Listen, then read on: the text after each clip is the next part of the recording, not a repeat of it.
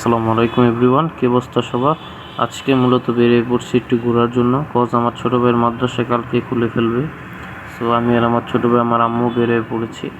So এখন লিফটের থেকে বেরিয়ে আমরা আগে দেখবো অটো পাই কিনা, কজ আমাদের মেট্রো রেল দিয়ে যেতে হবে। আর কই যাই এটা আপনারা বুঝবেন। এখানে জ্যামে পড়ে রয়েছে, এই জ্যামটা আমার অটোর মধ্যে বেশ বিরক্তি লাগে। কোনো কারণ নেই বসে থাকতে, চুল্লো ঠিক করে ফেলি, এটাই ভালো হবে। অবশেষে জ্যাম ঠেলে বেশ বহু কষ্টে আমরা মতিঝিলের শাপলা চত্বর আসতে পারছি, আপনারা দেখতেছেন। আর এই শাপলা চত্বর থেকে মনে আরও 15-20 মিনিট লাগবে আমাদের মেট্রো রেল অব্দি যেতে। ফাইনালি আমরা মতিঝিলের দেখা পেলাম। অবশেষে এখন আমাদের রিক্সা দাঁড়াইলে আমরা এখানে নামলাম। সো ওই যে আমার আম্মু আর আমার ছোটো ভাই ভাড়া দিয়ে তারপর নামতেছে। এখন মেট্রো রেলের লিফটে আছি আমরা, কারণ উঠবো। মেট্রো রেল তো 2 তলায়, অনেক ক্রাউডেড।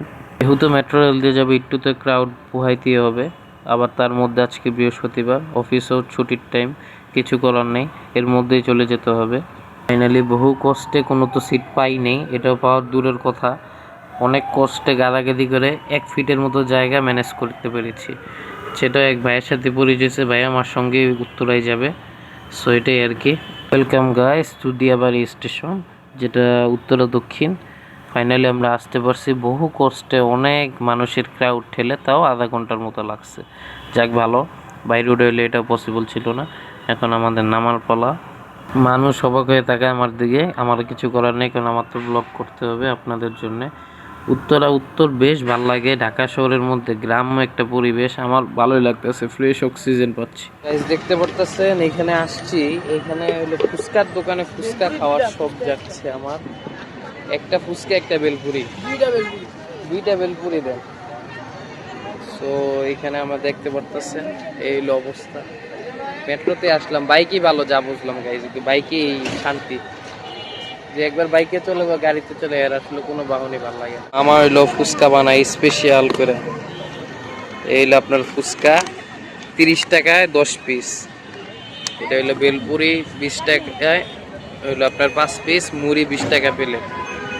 এই আইটেম দিবে মামা হইলে মেট্রো রেল থেকে নাইমাই সেন্টারের ওইখান থেকে এই মামারে পাওয়া যাবে নাকি মামা। তো গাইস এইখানে একটু খেলাধুলা করলাম, 2 ভাই মিলে একটু পিস্তল প্র্যাকটিস করলাম, গুলি যেটা আছে আর কি। আর হলো একটা বক্সিং দিয়েছিলাম, এটা একটা টেকনিক আছে বুঝছেন, ফুল একটা টেকনিক আছে, যেটা হইলো আপনার ঘুষি অনেক জোরে মারলে এটা উঠে, আবার কেউ উঠে না, একটা মারাত্মক সিস্টেম। আর হলো তারা মিটারের কিছু ব্যাপার স্যাপার করে, কয়েকবার মারলে যা রেগুলার মারে তাদের একটা, আমরা তো রেগুলার মারি না। যাই হোক, এরিয়াটা দেখতে পারতেছেন। তো কিছু এরিয়াল ভিউ দেখেন।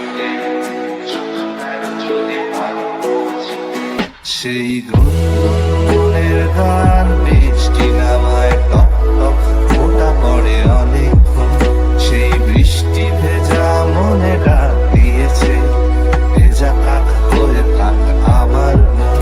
সেই গুনগুনের গান বৃষ্টি নামায় টপ টপ ফোঁটা পড়ে অনেকক্ষণ, সেই বৃষ্টি ভেজা মনে ডাক দিয়েছে, ভেজা কাক হয়ে থাক আমার মন।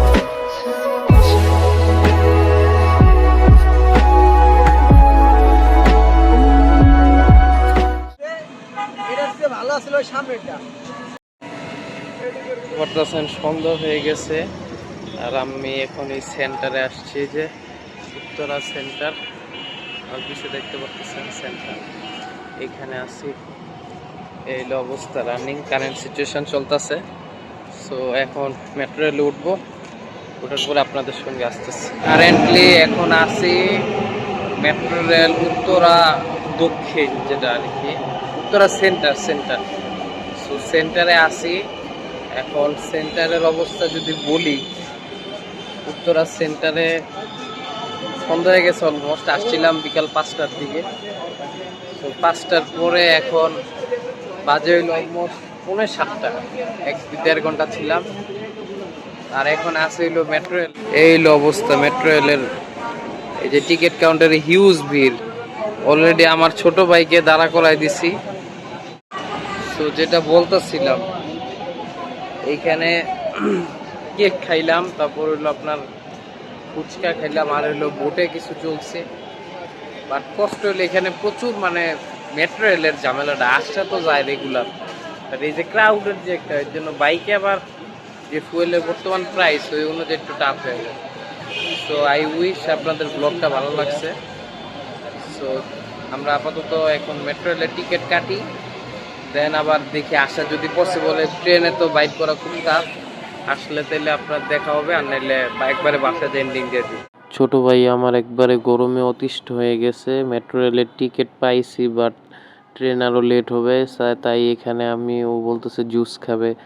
বললাম জুস তো কিনা দেওয়া যায় বাট এখানে তো জুস পাইতাছি না। ও ভাবছে এখানে ভেন্ডিং মেশিন, বাট এখন তাকায় দিয়ে জুস নাই, কিছুই নেই, খালি আপনার ওই যে নাটস আছে আর ড্রিঙ্কও আছে, যেটা বাচ্চাদের জন্য একবারে উচিত না। তাই আমি ভাবলাম যে না দেওয়াই বেটার। তাও পরে ও বায়না ধরছে, পরে ওকে কিনে দিয়েছিলাম আর কি। এখন একটু মজা করতেছি আমরা দুই ভাই মিলে বেশ। ও বলতেছে যে বাসায় যাবে, ওর আবার কালকে থেকে মাদ্রাসা।